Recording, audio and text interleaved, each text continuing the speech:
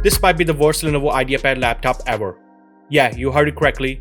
This is Lenovo IdeaPad Pro 5i 16-inch laptop.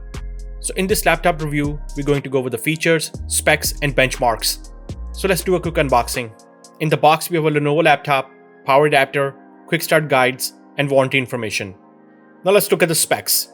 The laptop is powered by a 16-inch 2K OLED touchscreen with 120Hz refresh rate, Intel Evo platform, powered by Intel Core Ultra 9 185H processor, 32GB LPDDR5 RAM, 1TB M.2 2242 SSD hard drive, NVIDIA GeForce RTX 4050 graphics, Wi-Fi 6E, Bluetooth 5.2, webcam with microphone, 84 Wh 4-cell battery. Now let's look at the ports. We have two USB 3.1 Gen 1 port, Thunderbolt 4 Type-C port, USB 3.2 Gen 2 Type-C port, HDMI 2.1 port, SD card media reader, headphone and microphone combo jack. Now let's dive into why we think this might be the worst product by Lenovo. First, the price. At $1,500 at the time of this review, this laptop is not cheap from any standards, and it is important to keep the price point in mind. Second, the screen. The 2K OLED touchscreen might have good OLED colors, but the screen glares make the screen really bad in my opinion. No matter the lighting conditions, there is just too much glare.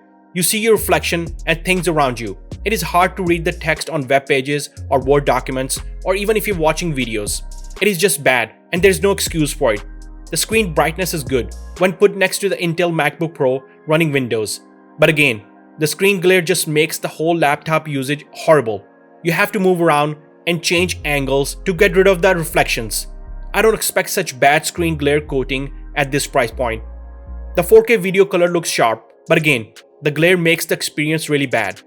The 120Hz refresh rate shines in the games and fast-moving objects, but again, we are back to the screen glare.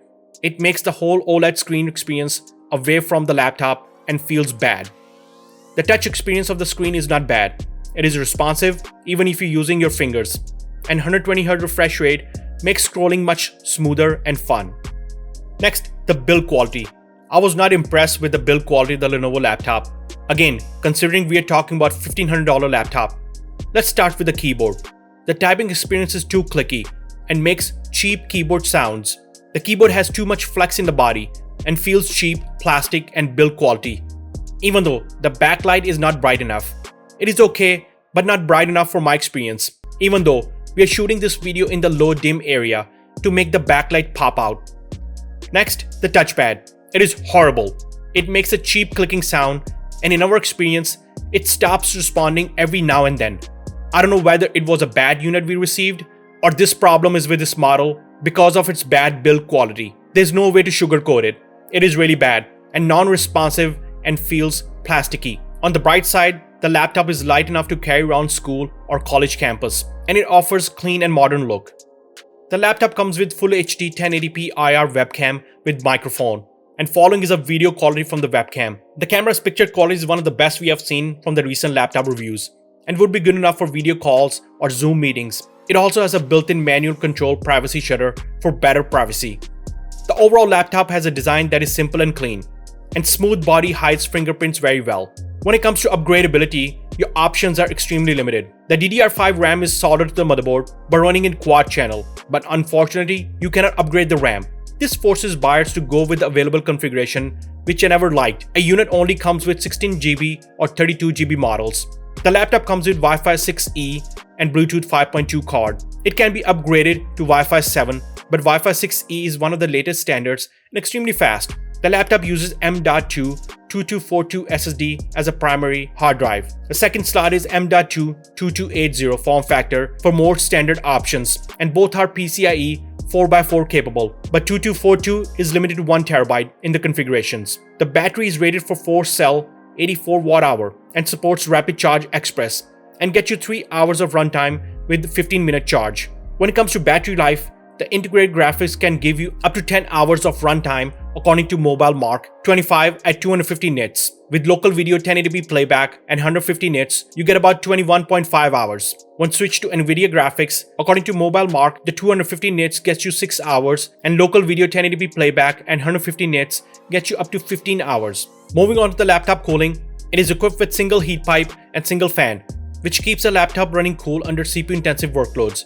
And during our stress test, temperature never crossed 95 degrees Celsius. CPU fan kicks into higher gear a lot, but enough to keep the laptop temperature under control during gaming or CPU intensive workloads. The first impression from visual standpoint are good. There's plenty of flex in the body, but overall build quality is cheap, not great from a 1500 laptop standard. The overall construction feels cheap, but the body will be able to withstand general day-to-day usage. And screen hinges are well constructed, and you don't need a second hand to open the lid up. Now let's talk about laptop performance. Our laptop is equipped with Intel Core 9 Ultra 185H CPU.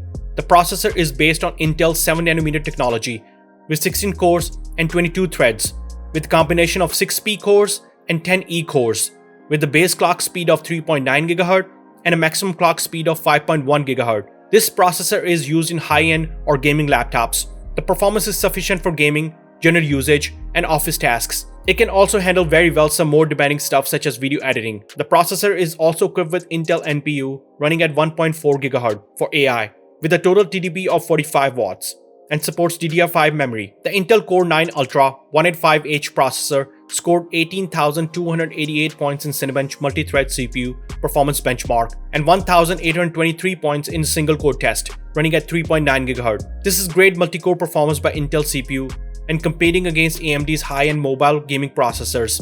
And in CPU-Z benchmark, laptop CPU score 8,374 points in multi-thread and 769 points in single thread. Again, great performance compared to its counterparts. Next, in Geekbench CPU benchmark, Intel CPU scored 2,500 points in single core and 11,937 points in multi-core, which is also good for its category. Also in Geekbench GPU benchmark, Nvidia GPU scored 75,833 points, which are very good for gaming and other graphic-intensive workloads. Laptops 1TB Samsung NVMe offers okay read and write rates. Our unit scored 2700 MB per second read and 2700 MB per second write in SSD benchmark. This is again not the impressive scores from a 1500 laptop category. I would be expecting NVMe Gen 4 level speeds. Again, a big disappointment. In Passmark benchmark, laptop performs really good overall score of 8,424 points. And if you look at the breakdown, it scores 21,428 points in CPU mark, 15,991 points in 3D graphics mark, and 2,451 points in memory mark, and 33,012 points in disk mark. Let's do the final summary.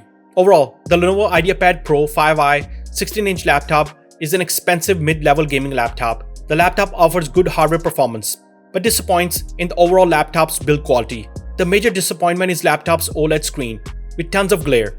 It makes the overall user experience of the laptop really bad. The latest 7nm Intel Core 9 Ultra processor is a great CPU for gaming and other computational power for its category, but overall cheap build quality, problems with touchpad, cheap keyboard feel, body flex, bad screen glare, and lack of upgradability options just derailed the whole experience of this laptop. From my standpoint, at $1,500, Lenovo should deliver the build quality this laptop deserves for this category, and I hope Lenovo will be able to fix the screen glare problem in the future models, which could potentially change our recommendation for this laptop. But at this point, it is hard for us to recommend this laptop with all the major problems mentioned before and its expensive price tag. Let me know what you guys think of the Lenovo IdeaPad Pro 5i laptop review in the comments below. If you like this video, please sub to the channel, hit the bell icon for notifications for the future videos. Thanks for watching and see you in the next one.